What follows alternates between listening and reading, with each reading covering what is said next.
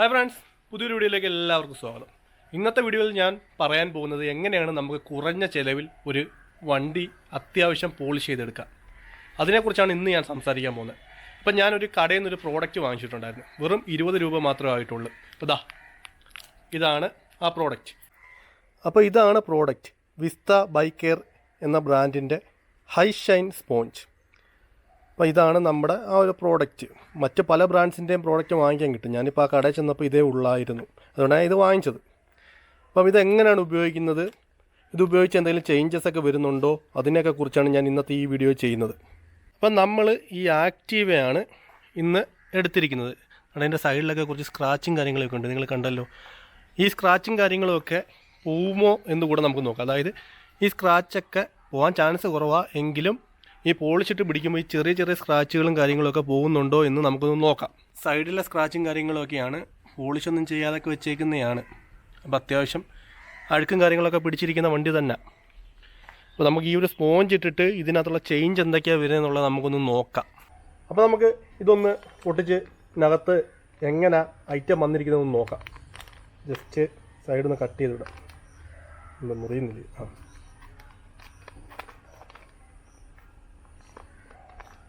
വൃത്തിയായിട്ട് കട്ട് ചെയ്ത് നമുക്കിത് ഉപയോഗിച്ചിട്ട് വേണം ഇതൊന്ന് തിരിച്ചു വെക്കാം, അധികം ഉണ്ടെങ്കിൽ.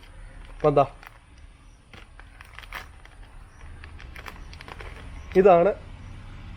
ഇതാണ് ആ ഒരു പ്രോഡക്റ്റ്. ഇതിനകത്ത് നമുക്ക് പോളിഷ് ചെയ്യാനുള്ള ലിക്വിഡ് ഈ സ്പോഞ്ചിനകത്തുണ്ട്, അതായത് ഡിപ്പ് ചെയ്തെടുത്തേന്ന് തോന്നുന്നു. അപ്പോൾ ഇത് നമ്മൾ ആ ഒരു വണ്ടിയുടെ പുറം ഭാഗങ്ങളിലൊക്കെ ഒന്ന് അപ്ലൈ ചെയ്തിരുന്നാൽ മതി. നമുക്ക് ഈ സാധനം ഒന്ന് വണ്ടിക്ക് അത് അപ്ലൈ ചെയ്ത് അങ്ങനെ ഉണ്ടെന്ന് നോക്കാം. അപ്പോൾ നമുക്കിത് ഇതിനിവിടേക്ക് ഒന്ന് അപ്ലൈ ചെയ്ത് നോക്കാം. ജസ്റ്റ് ഇങ്ങനെ റൗണ്ടായിട്ട് ഇങ്ങനെ തേച്ച് പോയാൽ മതി.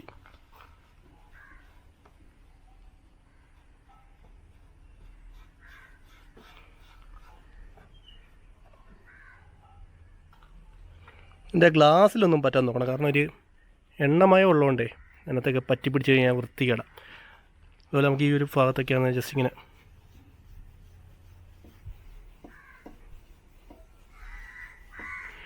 ചെറിയ ചെറിയ സ്ക്രാച്ചുകളൊക്കെ മങ്ങിപ്പോകുന്നതെന്ന് തോന്നുന്നുണ്ട്. വലുതായിട്ടുള്ള സ്ക്രാച്ചുകളൊന്നും അങ്ങനെ ചേഞ്ച് ആവത്തില്ല, കാരണം അതൊക്കെ വലിയ കട്ടിങ് വന്നിട്ടുള്ളതൊന്നും മാറത്തില്ല. ചെറിയ ചെറിയ സ്ക്രാച്ചുകളൊക്കെ പോവും. എന്തായാലും നമുക്ക് നോക്കാം എങ്ങനെയുണ്ട് ഇത് ചെയ്ത് കഴിഞ്ഞിട്ടെന്ന്.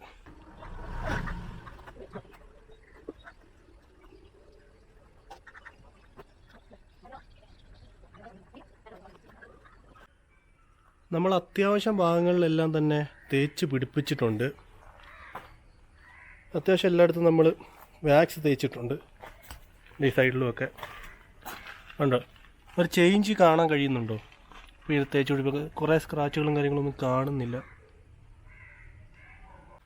ഇനി നമുക്ക് ചെയ്യേണ്ടത് എന്താണെന്ന് വെച്ചാൽ ഇതേപോലെ ഒരു തുണി, കോട്ടൺ തുണി എടുത്തിട്ട് ഇതെല്ലാം ഒന്ന് തുടച്ചെടുക്കണം. തുടച്ചെടുക്കുമ്പോഴത്തേക്കാണ് ഇതിൻ്റെ കറക്റ്റ് ഒരു ഷൈനിങ് നമുക്ക് കിട്ടുന്നത്.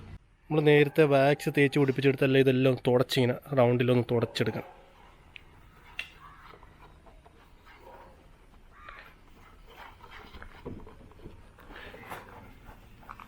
എല്ലാം ഒന്ന് റൗണ്ടിലൊന്ന് തുടച്ച്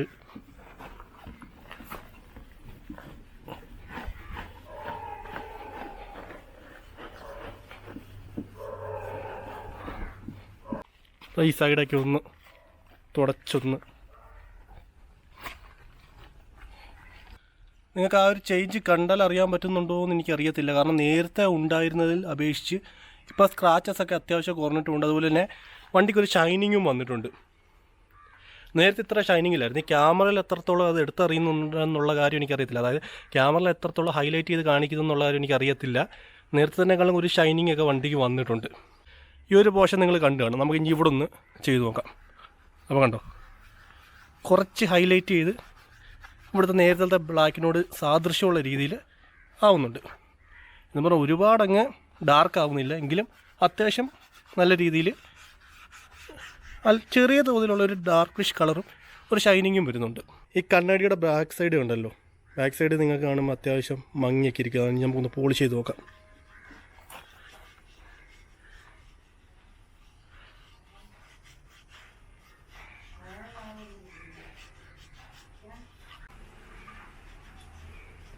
അവിടെ ഇപ്പോൾ ഇത് മനസ്സിലായിക്കണം, അത്യാവശ്യം നല്ല രീതിയിൽ അത് ബ്ലാക്കിഷ് ആയിട്ടുണ്ട്. അതായത് ഒരുപാടങ്ങ് ബ്ലാക്ക് ആവത്തില്ല, ആ ഒരു പോർഷൻ കുറച്ചും കൂടെ ഹൈലൈറ്റ് ചെയ്ത് ബ്ലാക്ക് ആക്കി കാണിക്കുന്നുണ്ട്. ഈ ഒരു പോർഷൻ കൂടെ നോക്കിയോ, ഈ ഒരു ഫൈബർ ഗ്ലാസിൻ്റെ ഭാഗത്തൊന്നും പറ്റല്ലേ, അത് പിന്നെ ഒരുമാതിരി കുഴഞ്ഞിരിക്കും. ബാക്കി പോർഷൻസൊക്കെ നമ്മൾ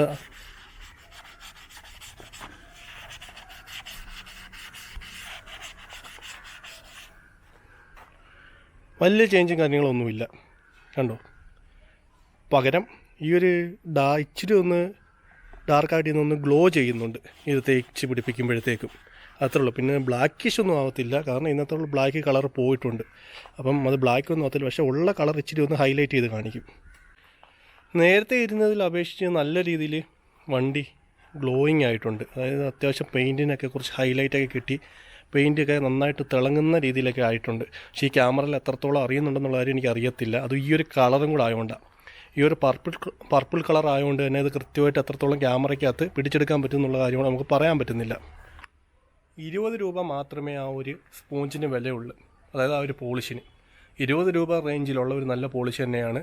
നമുക്ക് അത്യാവശ്യം വണ്ടി നല്ല രീതിയിൽ പോളിഷ് ചെയ്തെടുക്കാൻ പറ്റുന്നുണ്ട്. ഒരുപാടങ്ങ് വലിയ രീതിയിലൊന്നും പോളിഷ് ചെയ്യാൻ പറ്റത്തില്ല, പക്ഷേ എന്തുവാ പറയുക, മറ്റേ പോളിഷ് ചെയ്യാൻ വേണ്ടി നമ്മൾ കൊണ്ടുപോയി കൊടുത്തിട്ട് നമുക്ക് പോളിഷ് ചെയ്ത് കിട്ടുന്ന രീതിയിലുള്ള തിളക്കങ്ങളും കാര്യങ്ങളും ഒന്നും കിട്ടത്തില്ല. പക്ഷേ ഈ 20 രൂപ കൊടുത്ത് വാങ്ങിക്കുന്നത് വെച്ച് നോക്കുമ്പോൾ നമ്മുടെ വണ്ടി ഡാർക്കിഷായിട്ട് ഇരിക്കുന്നതിൽ നിന്ന് നല്ല രീതിയിലുള്ള ഒരു ഗ്ലോ കിട്ടുന്നുണ്ട്.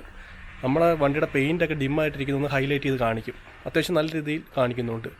20 രൂപ റേഞ്ചിൽ നമ്മൾ മേടിക്കുന്ന ഒരു പ്രോഡക്റ്റ് എന്നുള്ള നിലയിൽ അത്യാവശ്യം നല്ല ക്വാളിറ്റിയുള്ള സാധനം തന്നെയാണ്. അപ്പോൾ ഇന്നത്തെ വീഡിയോ ഇത്രയുള്ളൂ. പുതിയ വീഡിയോ ആയിട്ട് വീണ്ടും വരാം. അതുവരെ ബായ്.